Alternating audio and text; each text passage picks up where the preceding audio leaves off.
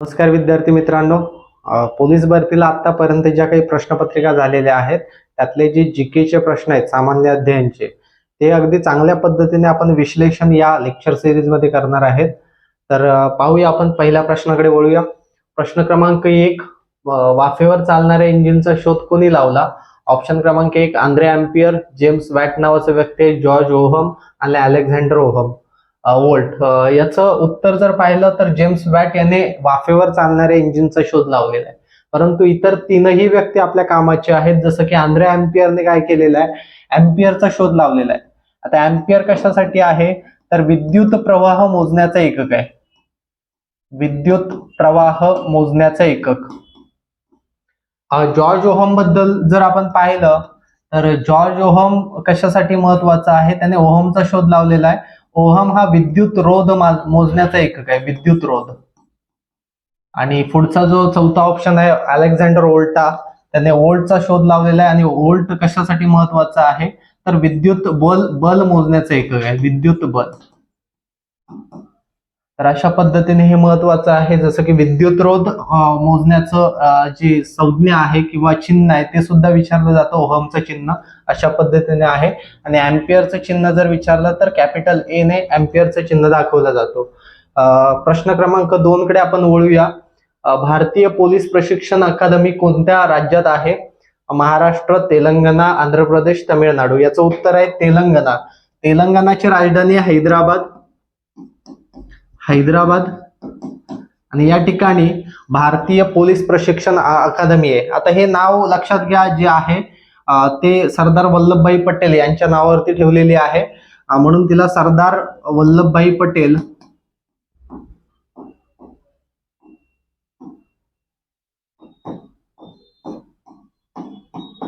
अकादमी असंही म्हणतात. आता यांच्या नावावरती का ठेवलेलं आहे तर पोलीस प्रशासनामध्ये सगळ्यात जास्त बदल यांनी चांगल्या पद्धतीने केलेत म्हणून यांच्या नावावरती आहे.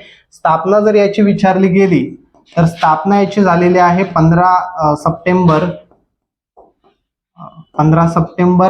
1948 मध्ये स्थापना झालेली आहे. तसंच आपल्या कामाची अजून एक अकादमी आहे. या ठिकाणी आयपीएस म्हणजे भारतीय पोलीस प्रशिक्षण अकादमीमध्ये आयपीएस दर्जाच्या अधिकाऱ्यांची काय होते, ट्रेनिंग होते. परंतु आय एस दर्जाचे अधिकारी आहेत किंवा आय एस अधिकारी आहेत यांची ट्रेनिंग जी होते ती म्हणजे लबासना नावाची संस्था आहे. लबासना म्हणजे लाल बहादूर शास्त्री नॅशनल अकॅडमी, लबासना. या ठिकाणी आय एस अधिकाऱ्यांची प्रशिक्षण होतं. लबासना हे नाव आपले भारताचे पंतप्रधान दुसरे लाल बहादूर शास्त्री यांच्या नावावरती ठेवलेलं आहे. हिची सुद्धा स्थापना विचारण्याचे चान्सेस आहेत. त्याच्यामुळे हिची स्थापना झालेली 1 जानेवारी 1959 मध्ये. आणि कोणत्या ठिकाणी आहे? उत्तराखंड राज्य आहे, उत्तराखंड. तर उत्तराखंड राज्यामध्ये मसुरी नावाचं ठिकाण आहे, मसुरी. या ठिकाणी काय आहे, ही संस्था आहे. त्याच्यामुळे या दोन्ही संस्था आपल्या कामाच्या आहेत. महाराष्ट्रामध्ये जर विचार केला तर महाराष्ट्रामध्ये नाशिक पोलीस अकादमी, ज्या ठिकाणी डीवायएसपी जे अधिकारी आहेत किंवा पीएसआय अधिकारी आहेत यांची ट्रेनिंग होते. आंध्र प्रदेशचं सुद्धा लक्षात ठेवा. आंध्र प्रदेशमध्ये जो पुलिकत सरोवर आहे त्याच्यामध्ये श्रीहरिकोटा नावाचा बेट आहे. त्या ठिकाणी इस्रोचं एक संशोधन केंद्र आहे, त्याचं नाव आहे सतीश धवन स्पेस केंद्र. त्याच्यानंतर लक्षात घ्या, तमिळनाडू बद्दल लक्षात ठेवायचं झालं तर तमिळनाडूमध्ये मीनाक्षी मंदिर लक्षात ठेवा. मदुराई नावाचं मंदिर आहे, ते सुद्धा आपल्या कामाचं आहे. त्याच्यामुळे एवढी माहिती तुमच्या कामाची आहे. आपण पुढच्या प्रश्नाकडे वळूया.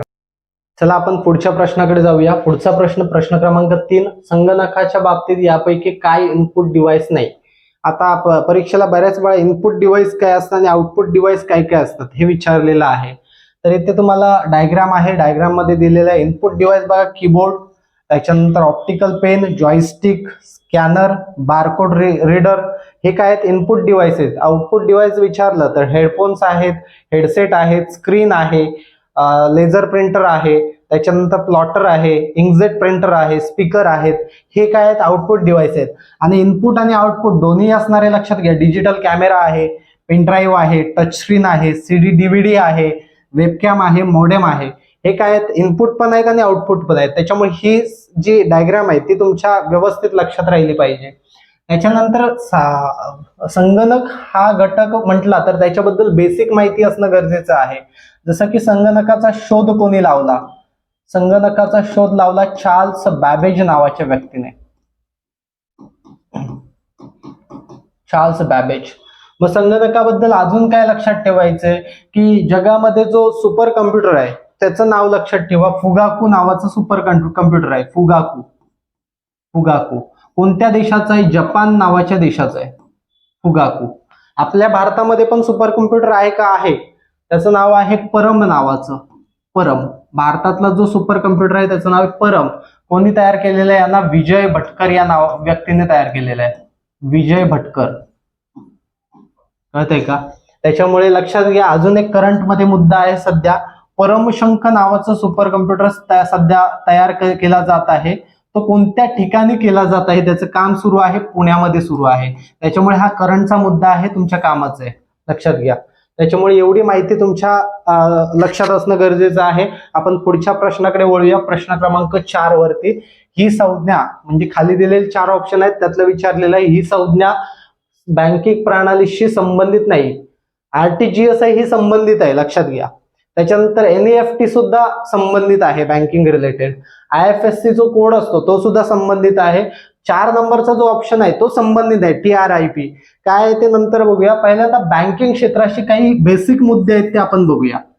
आता बँकिंग म्हटल्यानंतर देशामध्ये जी मध्यवर्ती बँक म्हणजे देशाची मध्यवर्ती बँक कोणती आहे? RBI.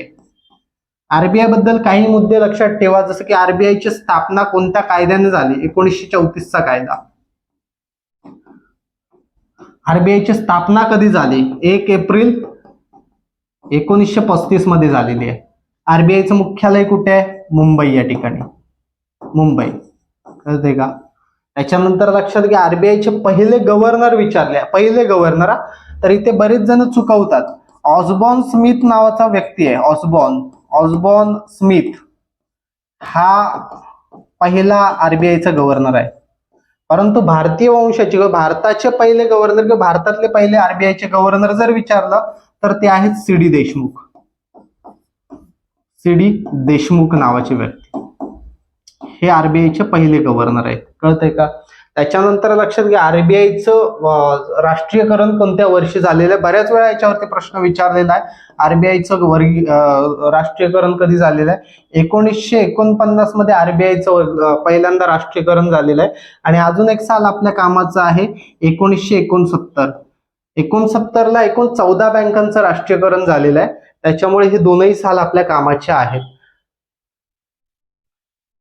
बघा मित्रांनो इथे ह्या चौथ्या प्रश्नाचा जो ऑप्शन आहे तो TRIP म्हणजे तो बँकिंग क्षेत्राशी संबंधित नाहीये. मग कशाशी संबंधित आहे? हा व्यापार संघटनेशी संबंधित आहे. व्यापाराशी संबंधित आहे.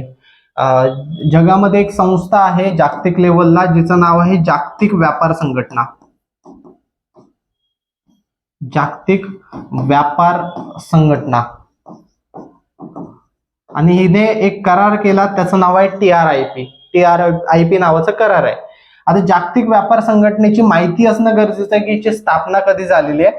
हिची स्थापना झालेली आहे 1 जानेवारी 1995 ला स्थापना झालेली आहे. मुख्यालय जर विचारलं तर स्वित्झर्लंड या ठिकाणी हिचं मुख्यालय आहे. जागतिक व्यापार संघटना महत्वाची आहे. बऱ्याच वेळा याच्यावरती प्रश्न विचारलेला आहे. अजून काय आहे? गॅट नावाचा करार बऱ्याच वेळा विचारलेला आहे. गॅट करार कशाशी संबंधित आहे? हिच्या स्थापनेसंबंधित काय? गॅट नावाचा करार आहे. लक्षात घ्या. सो ही माहिती सुद्धा लक्षात ठेवा. चला मित्रांनो आपण पुढच्या प्रश्नाकडे वळूया. प्रश्न क्रमांक 5. खालीलपैकी कोणती नदी धुळे जिल्ह्यातून वाहत नाही? त्याच्यामुळे लक्षात घ्या याचं उत्तर जर पाहिलं तर गिरणा ही नदी आहे ना ती धुळे जिल्ह्यातून वाहत नाही. गिरणा नदी कुठून वाहते? गिरणा नदीचं उगम स्थानच नाशिक म्हणजे नाशिक मध्ये उगम पावते आणि ती पुढे जाऊन काय होते तापी नदीला मिळते आणि तापी नदी पुढे अरबी समुद्राला जाऊन मिळते. या ज्या तीनही नदी आहेत पांझरा, अरुणावती आणि गिरणा या काय आहेत तापी नदीच्या उपनद्या आहेत. त्याच्या तापी नदीबद्दल तुम्हाला काही माहिती असणं गरजेचं आहे. जसं की तापीचं उगमस्थान कुठे आहे तर तापीचं उगमस्थान आहे मुलताई. मुलताई नावाचा डोंगर रांग आहेत काही. कळतंय का? मुलताई डोंगर रांगा कुठे आहेत? सातपुडा पर्वत रांगा आहेत. त्याच्यामध्ये एक छोटस मुलताई नावाचा प्रदेश आहे. तिथे तापी नदी उगम पावते आणि तापी नदी एकूण किती लांबी आहे तर 728 एवढी तिची लांबी आहे एकूण. महाराष्ट्रातली जर विचारली तर 208 किलोमीटर तापी नदी वाहते. लक्षात घ्या. तर तापी नदीबद्दल महत्वाचं स्टेटमेंट लक्षात ठेवा की हिला खानदेशची कन्या सुद्धा बोललं जातं तापी नदीला. पांझराचा विचार केला तर तापी आणि पांझरा जिथे एकत्र येतात त्याच्यावरती प्रश्न विचारले, संगम स्थळ विचारलेलं आहे की संगमाचं नाव काय, तर मुडावत या ठिकाणी काय होते, ती एकत्र मिळते किंवा संगम स्थळ आहे मुडावत, कळतंय का. त्याच्यानंतर अरुणावती नदी कुठे उगम पावते, वाशिम जिल्ह्यामध्ये उगम पावल्यानंतर ती जेव्हा यवतमाळमध्ये येते तेव्हा यवतमाळमध्ये अरुणावती नावाचा एक धरण त्या नदीवरती तो सुद्धा महत्वाचा आहे. आणि गिरणा नदीबद्दल तुम्हाला सांगितलेलं आहेतच. त्याच्यानंतर आपण पुढच्या प्रश्नाकडे जाऊया आपण. पुढचा प्रश्न बघा, प्रश्न क्रमांक 6, खालीलपैकी या ठिकाणची मिरची प्रसिद्ध आहे. आता याचं उत्तर जे आहे ते उत्तर आहे दोंडाईचा. आता हे ठिकाण आहे, लक्षात घ्या दोंडाईचा. हे सगळे जे ठिकाण आहेत, चारही ऑप्शन आहेत, हे धुळे जिल्ह्याशी संबंधित आहेत. आणि दोंडाई या ठिकाणी मिरचीची व्यापार किंवा पेठ प्रसिद्ध आहे, बाजारपेठ प्रसिद्ध आहे, त्याच्यामुळे त्याचं उत्तर क्रमांक 1 आहे. आता दोंडाईचं लक्षात घ्या, याच्याबद्दल अजून एक माहिती लक्षात ठेवा की धुळे जिल्ह्यामध्ये असणारा हा ठिकाण आहे तो केंद्र सरकारचा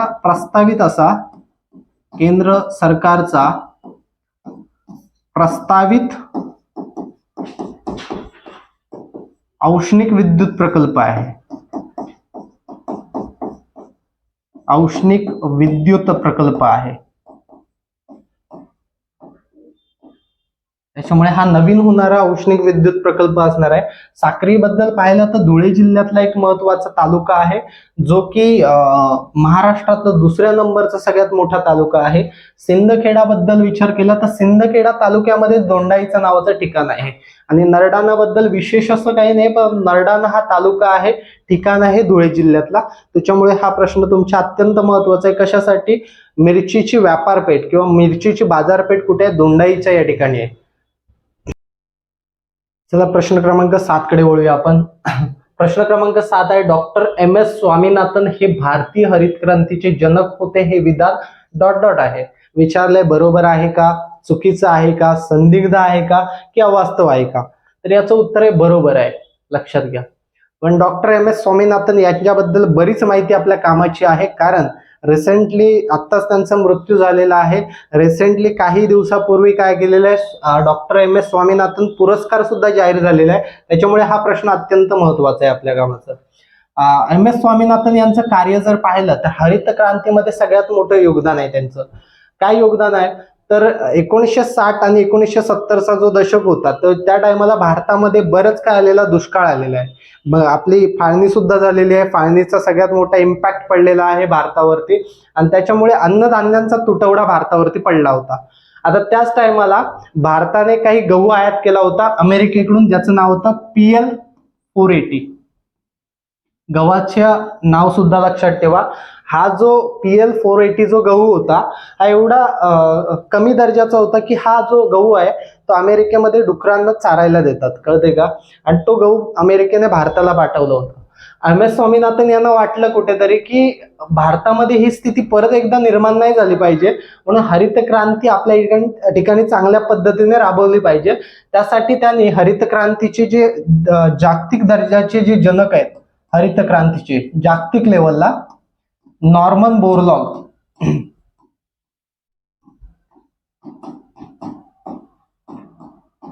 यांच्या सहाय्याने त्यांनी हरित क्रांती भारतामध्ये चांगल्या पद्धतीने राबवलेली आहे. त्याच्यामुळे यांना भारताचे म्हणजे भारतीय हरित क्रांतीचे जनक बोलतात, यांना जागतिक लेवलला बोलतात. आणि महाराष्ट्रात हरित क्रांतीचे जनक, महाराष्ट्रात हरित क्रांतीचे जनक जर कोण असतील तर ते वसंतराव नाईक आहेत. वसंतराव नाईक यांनी, लक्षात घ्या, महाराष्ट्रामध्ये जे कृषी क्षेत्र आहे त्याच्यामध्ये सगळ्यात जास्त यांचं योगदान आहे वसंतराव नाईक, म्हणून तर त्यांना काय म्हणतात, महाराष्ट्राचे हरित क्रांतीचे जनक म्हणतात. आता पुरस्कार मगाशी सांगितलं तुम्हाला की पुरस्कार जाहीर झाला 2 व्यक्तींना. एकाचं नाव आहे, ज्या स्त्री आहेत, कानिमोझी करुणानिधी,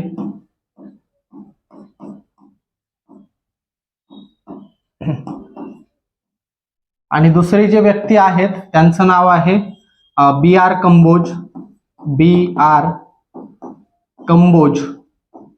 या दोघांना काय मिळालेलं आहे, MS स्वामीनाथन पुरस्कार मिळालेला आहे.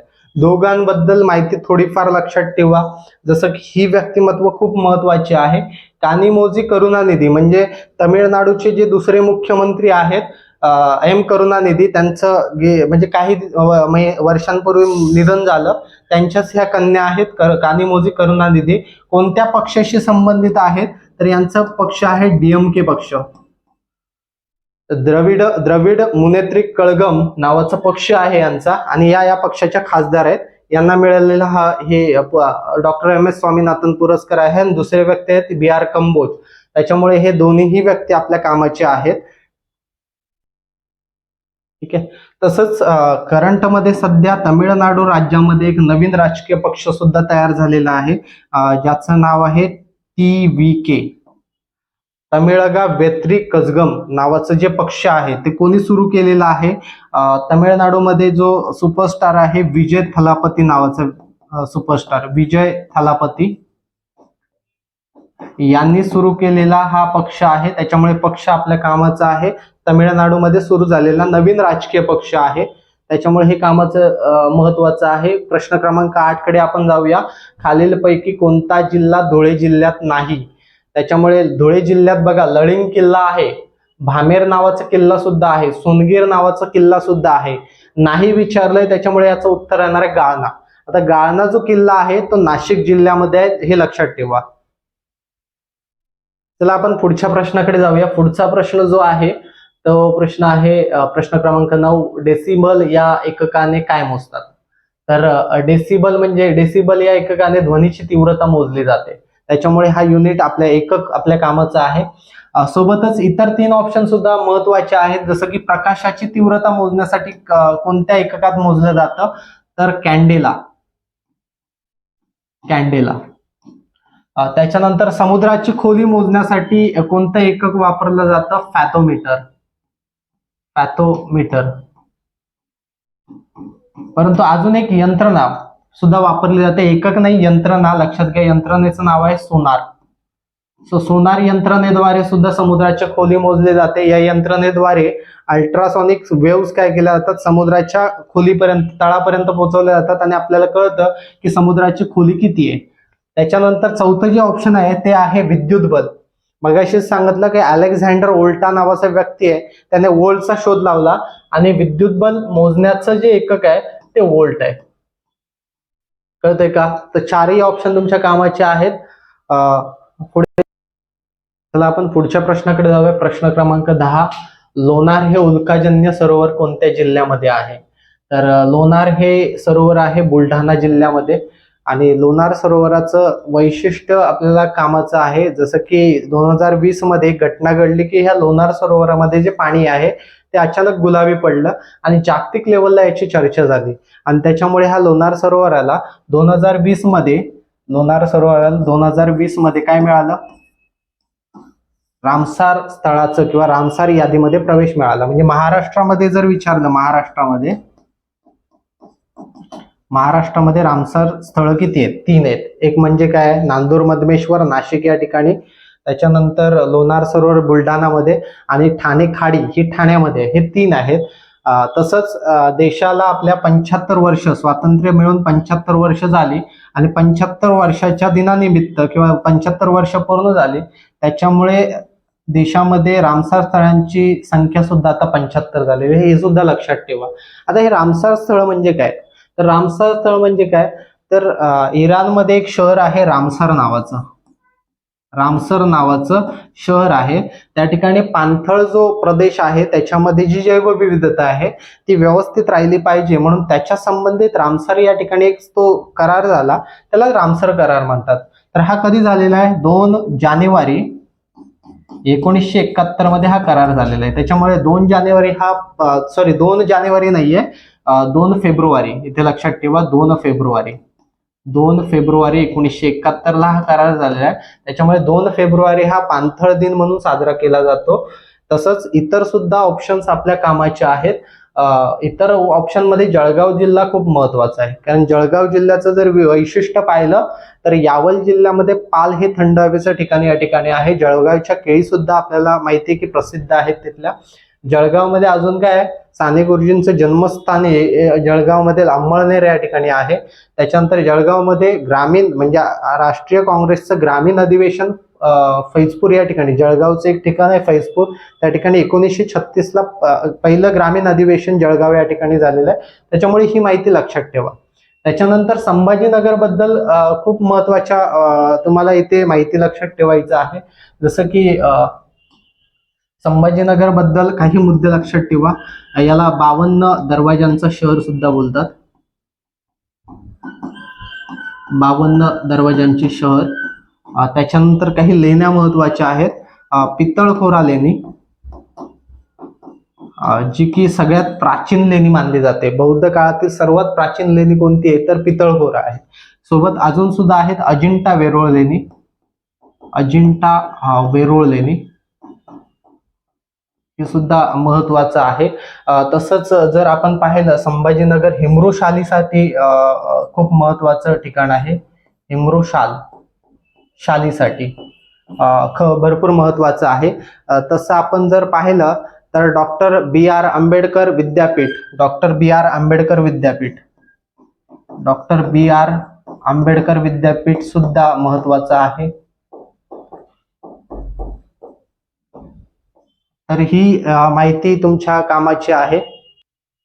तसंच लक्षात ठेवा मित्रांनो की संभाजीनगरला जे पर्यटन राजधानी सुद्धा म्हटलं जातं. म्हणजे महाराष्ट्राची पर्यटन राजधानी कोणती असेल तर ती आहे संभाजीनगर. आणि म्हैसमाळ हे थंड हवेचं ठिकाण, महत्वाचं, म्हैसमाळ हे थंड हवेचं ठिकाण. चला आपण पुढच्या प्रश्नाकडे जाऊया. पुढचा प्रश्न आहे जनगण मन हे राष्ट्रगीत कोणी लिहिले? भगतसिंग, रवींद्रनाथ टागोर, बंकिमचंद्र चटर्जी की अरविंद घोष? याचं उत्तर आहे रवींद्रनाथ टागोर. चारही ऑप्शन आपल्या कामाचे आहेत. जसं की भगतसिंगांबद्दल जर आपण पाहिलं, त्यांनी पहिली क्रांतिकारी संघटना जी स्थापन केली ती नौजवान भारत सभा. दुसरी जी चंद्रशेखर आझादांसोबत जी स्थापन केलेली हिंदुस्तान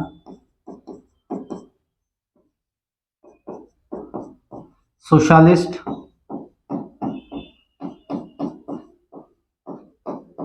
रिपब्लिकन पार्टी.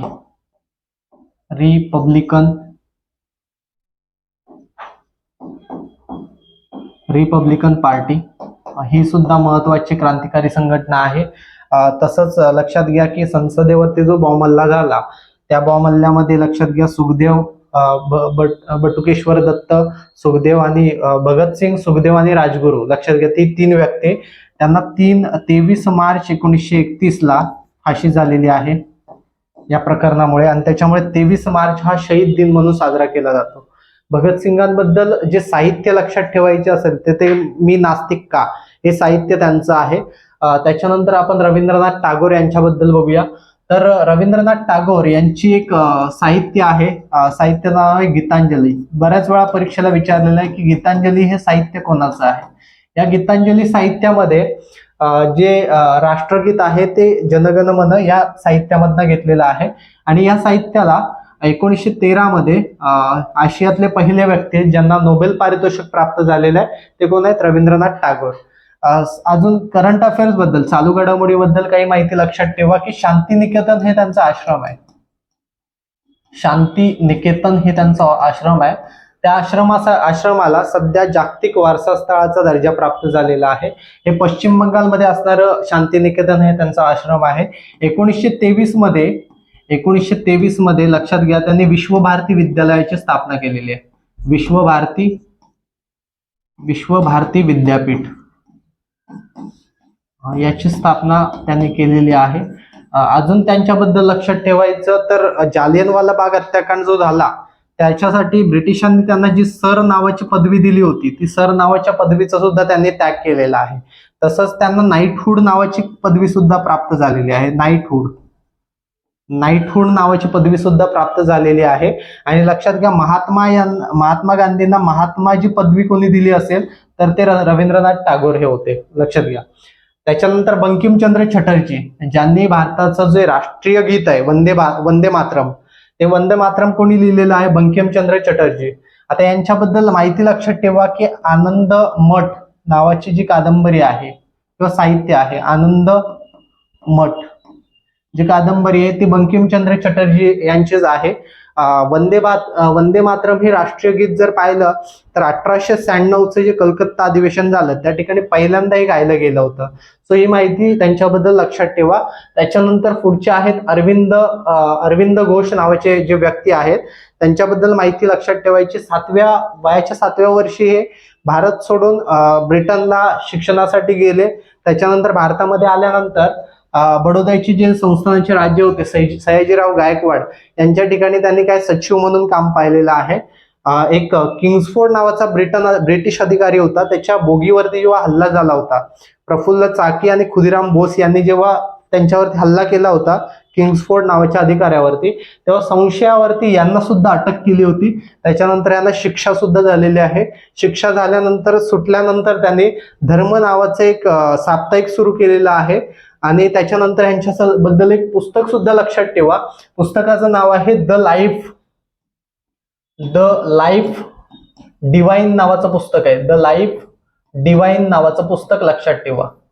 सो ही एवढी माहिती यांच्याबद्दल लक्षात ठेवा. चला आपण पुढच्या प्रश्नाकडे जाऊया. पुढचा 12वा प्रश्न आहे, डोळ्यांच्या आरोग्यासाठी ... हे जीवनसत्व महत्वाचे आहे. तर याचं उत्तर जे आहे ते अजीवनसत्व आहे. सोबतच इतर जीवनसत्व सुद्धा महत्वाचे आहेत, जसं की ब, क, ड, ई आणि के. हे जीवनसत्व अत्यंत महत्वाचे आहेत. यांची शास्त्रीय नावे विचारली जातात, जसं की याचं जे शास्त्रीय नाव आहे त्याचं शास्त्रीय नाव रेटिनॉल आहे. या ब जे जीवनसत्व आहे त्याचं शास्त्रीय नाव आहे बी कॉम्प्लेक्स. बऱ्याच वेळा परीक्षेला विचारलेला आहे कॉम्प्लेक्स. त्याच्यानंतर लक्षात घ्या क चं जे आहे ते ॲस्कॉर्बिक आम्ल. ॲस्कॉर्बिक आम्ल.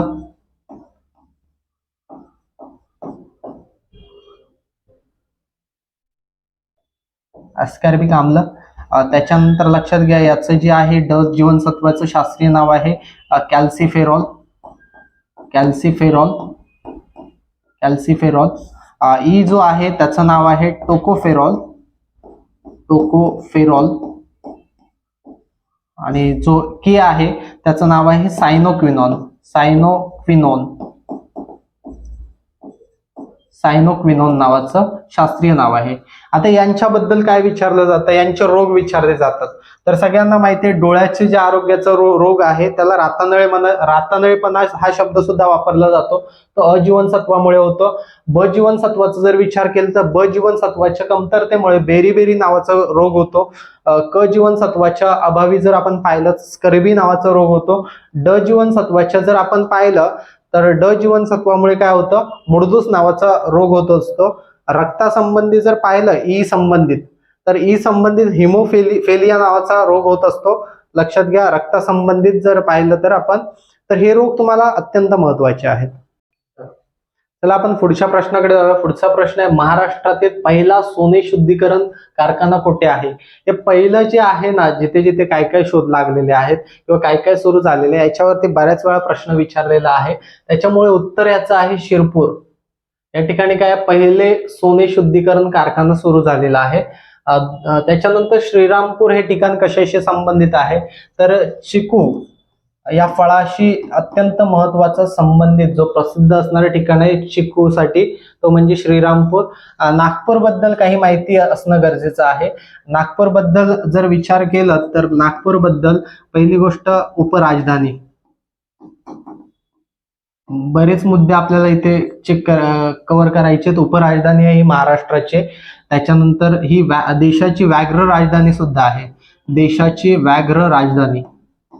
देशाची व्याघ्र राजधानी.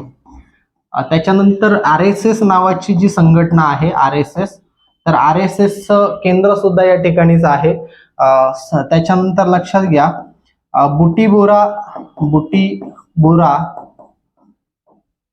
नावाची जी वसाहत आहे उद्योग वसाहत. बुटीबोरा नावाची जी उद्योग वसाहत आहे बुटीबोरा नावाची जी उद्योग वसाहत आहे ती सुद्धा नागपूरमध्येच आहे. ही आशियातली सगळ्यात पंचतारांकित वसाहत आहे उद्योग वसाहत. त्याच्यामुळे हिच्याबद्दल माहिती असणं गरजेचं आहे. त्याच्यानंतर लक्षात घ्या की राष्ट्रसंत तुकडोजी महाराज विद्यापीठ, राष्ट्रसंत तुकडोजी महाराज विद्यापीठ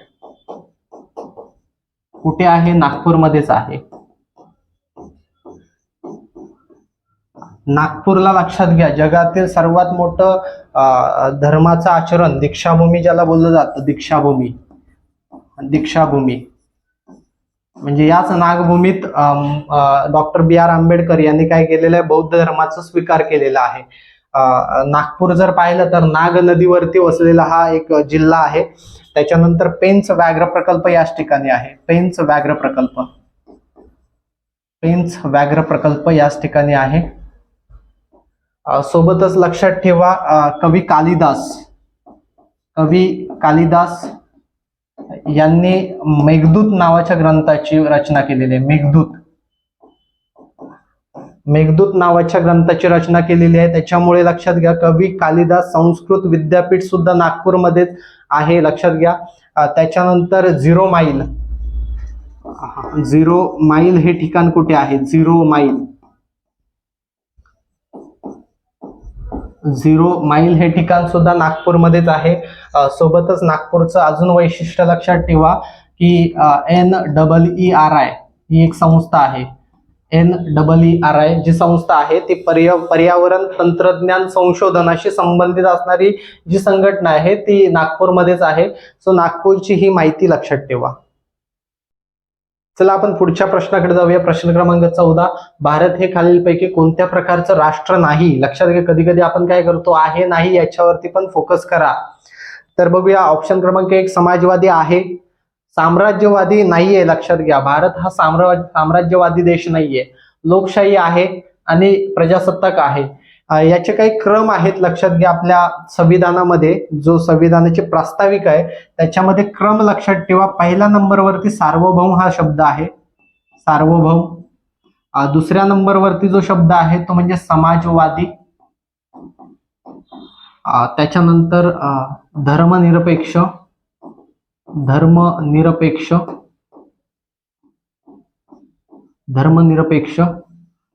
लोकशाही आणि पुढे शब्द जो आहे गणराज्य. लक्षात घ्या, हे मी लिहून दिलंय का, तर लक्षात घ्या बऱ्याच वेळा यांचा क्रम सुद्धा विचारलेला आहे, त्याच्यामुळे क्रम लक्षात ठेवा. सार्वभौम, समाजवादी, धर्मनिरपेक्ष, लोकशाही आणि गणराज्य हा क्रम लक्षात ठेवा. चला आपण पुढच्या प्रश्नाकडे जाऊया. प्रश्न क्रमांक 15. उत्तर महाराष्ट्रातील थंड हवेचे ठिकाण कोणते आहे? आता हा प्रश्न जर व्यवस्थित वाचलात तर उत्तरेला चिखलदरा म्हणजे अमरावती जिल्ह्यामध्ये, लक्षात घ्या, अमरावती जिल्ह्यामध्ये चिखलदरा हा सुद्धा थंड हवेचा ठिकाण आहे. आणि नंदुरबार जिल्ह्यामध्ये तोरणमाळ हा सुद्धा थंड हवेचा ठिकाण आहे. हे सगळे दोन्हीही उत्तरेलाच आहेत, लक्षात घ्या. पण ह्या अँगलचा प्रश्न जर पाहिला तर विचार केला तर अमरावतीपेक्षा जिल्हा जर उत्तरेला आहे तो नंदुरबार, आणि त्याच्यामुळे याचं उत्तर हा तोरणमाळ हे आहे. सोबतच दुसरा ऑप्शन बघा, महाबळेश्वर कोणतं आहे? थंड हवेचं ठिकाण कोणत्या जिल्ह्यामध्ये आहे? सातारा. म्हैसमाळ हे थंड हवेचं ठिकाण मगाशीच आपण पाहिलं होतं औरंगाबाद मध्ये म्हणजे संभाजीनगर मध्ये आहे. इतर सुद्धा लक्षात ठेवा, जसं की जव्हार विचारलं गेलं, जव्हार हे थंड हवेचं ठिकाण कुठे आहे? तर पालघरमध्ये आहे. जव्हार हे थंड हवेचं ठिकाण कुठे आहे? पालघरमध्ये. त्याच्यानंतर भंडारदरा जर विचारलं, भंडारदरा जर विचारलं तर ते नगरमध्ये आहे, अहमदनगरमध्ये. त्याच्यानंतर लक्षात घ्या, दापोली थंड हवेचं ठिकाण कुठे आहे? दापोली, तर दापोली आहे रत्नागिरीमध्ये, रत्नागिरी. त्याच्यानंतर पाल जे मगाशीच आपण पाहिलं होतं, पाल जे आहे ते जळगावमध्ये थंड हवेचं ठिकाण आहे. त्याच्यानंतर लक्षात घ्या की जे पुढे आहे ते माथेरान, हे एक सुद्धा लक्षात ठेवा, बऱ्याच वेळा विचारलेलं आहे. माथेरान हे थंड हवेचं ठिकाण रायगडमध्ये आहे. त्याच्यानंतर लक्षात घ्या पुढचं जो आहे तो म्हणजे लोणावळा आणि खंडाळा. सगळ्यांनाच माहिती आहे लोणावळा आणि खंडाळा हे जे थंड हवेचं ठिकाण आहे ते आहे पुण्यामध्ये, पुणे या ठिकाणी. सो हे महत्वाचे लक्षात ठेवा. आणि जर व्हिडिओ नक्कीच आवडली असेल तर लाईक करा, शेअर करा आणि सबस्क्राईब करा.